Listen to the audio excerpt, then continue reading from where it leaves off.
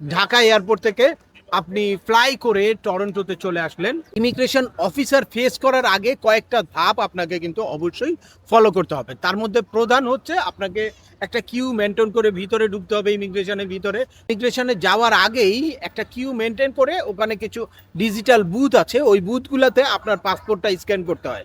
আপনি যখন পাসপোর্টটা স্ক্যান করবেন তখন আপনার ট্রাভেলের পারপাসটা জিজ্ঞেস করবে ওখানে, যেখানে আপনার ট্রাভেলের পারপাসটা যদি আপনার স্টাডি হয়, ভিজিট হয়, তারপরে যদি ওয়ার্ক হয়, ইমিগ্রেশন হয়, তাহলে আপনার সেটা সিলেক্ট করতে হবে। যদি দেখা যায় যে আপনার ট্রাভেলের ক্ষেত্রে ম্যাক্সিমাম পার্সোনাল একটা মেনশন করার ইস্যু থাকে, ওই পার্সোনালে ক্লিক করে দেন আপনি যে কতদিন কানাডাতে অবস্থান করবেন সেটাও ওখানে আস্ক করে।